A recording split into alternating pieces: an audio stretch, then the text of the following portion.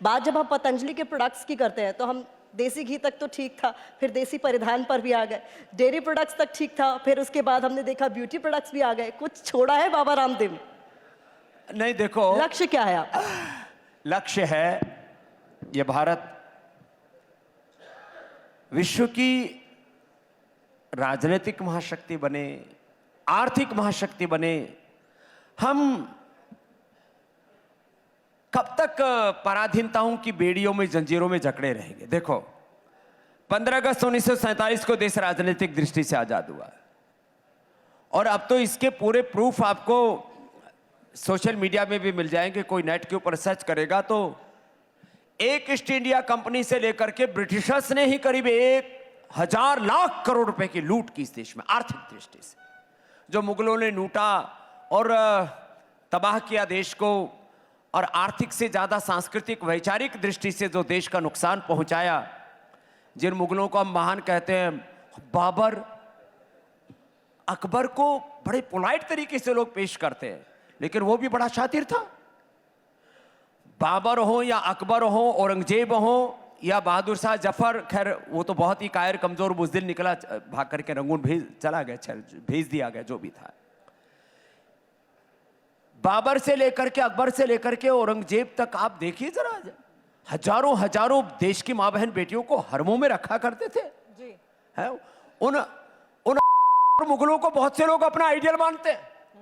तो मैं समझता हूं इस देश के अंदर हमें आइडियल मानना चाहिए भगवान राम को, भगवान कृष्ण को, हनुमान को, शिव को, गौतम कणाद, जैमिनी, पाणिनि, पतंजलि को, भगवान बुद्ध को, महावीर को, और अपने पूर्वजों को आदर्श मान करके उन पूर्वजों की तरह हमें पुरुषार्थ करके ना, प्रतिभान गढ़ करके देश के लिए योगदान देना चाहिए। और मैं उसको दे रहा हूं और ये कह रहा हूं कि मैं एक सन्यासी होकर के, जिसको कुछ नहीं चाहिए, वो इतना कर रहा हूं। तो भाई आपके तो बाल बच्चे भी, आने वाली पीढ़ियां भी है, आप कुछ करोगे तो आपके कुलवंश का गौरव बढ़ेगा, आपका यश बढ़ेगा। और हम यदि जीवन में कुछ ना करें, ऐसे खाना पीना सोना, कुछ बच्चे पैदा करना और फिर मर जाना, जिंदगी इतनी नहीं है। किया जा रहा है तो वो सवालों के घेरे में क्यों आ गया? चलिए, रामनीति की भी बात मैं आपसे थोड़ी देर में कर लूंगी, लेकिन उससे पहले एक सवाल, क्योंकि जिस तरीके से आपने कहा कि अब बाबा को सब सुनना चाहते हैं, आरोप आप पे लग गए। विपक्ष ने साफ तौर पर कह दिया कि पहले तो सिर्फ योग शिविर लगाते थे, लेकिन अब सिर्फ योग शिविर नहीं लगाते हैं, और ये मौजूदा सरकार की वजह से ऐसा क्या संभव हो पाया? ऐसा सवाल उठ जाता है। अजय बताओ सुरभि जी, आप पत्रकार लोग बड़े खोजी होते हो, हमने कोई 1 रुपए का फायदा इस सत्ता से लिया हो? आपका कार्यक्रम का नाम ही सत्ता है, अब आपने थोड़ा उसको और जो है ग्लैमराइज कर दिया है। सत्ता से हमने 1 रुपए का फायदा नहीं लिया, न पद्मश्री, न पद्म भूषण, न पद्म विभूषण, न भारत रत्न। मैं क्योंकि मानता हूं जो भारत में पैदा हुआ, हर एक देश की मिट्टी का यहां पर जो पैदा वो भारत रत्न है, जन्म से हम भारत रत्न है।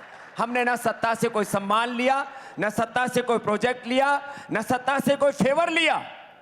लेकिन मैं इतना तो ये तो मानता हूं कि ये सत्ता धर्म विरोधी नहीं है, ये सत्ता राष्ट्र विरोधी नहीं है, योग आयुर्वेद की विरोधी नहीं है। तो ऐसी सत्ता होनी चाहिए देश में। तो आपकी नजर में यही इतिहास में भी झलकता है, इसलिए आप कह रहे हैं कि अकबर का गुणगान होता? नहीं, मैं कहता हूं कि महान हमारे पूर्वजों के इतिहास को न पढ़ा करके 80% यहाँ पर मुगलों को, ब्रिटिशर्स को और जिन लोगों ने इस देश की सांस्कृतिक, वैचारिक, आर्थिक, राजनीतिक बहुत तरह से हानियां की, उसको उनको यहाँ पर बहुत ज्यादा महिमा मंडित किया गया और अपने जो रियल हीरो थे इस देश के, उनको बिसराया गया। तो वापस इस देश को, अपने अतीत के गौरव को अपने साथ में लेकर के वर्तमान में प्रचंड पुरुषार्थ करते हुए भारत को एक स्वर्ण युग की ओर ले जाना है। अब वो गवर्नमेंट जो है उसको विकसित भारत का नाम देती है, वो उनका एक राजनीतिक एक लक्ष्य हो सकता है, लेकिन हर भारतीय का लक्ष्य होना चाहिए। कोई एक सत्ता देश को कहीं नहीं ले जा सकती। समाज, राष्ट्र का जो नागरिक है वो देश की असली ताकत होता है, और मैं उस नागरिक के अंदर भारत का भविष्य देखता हूं।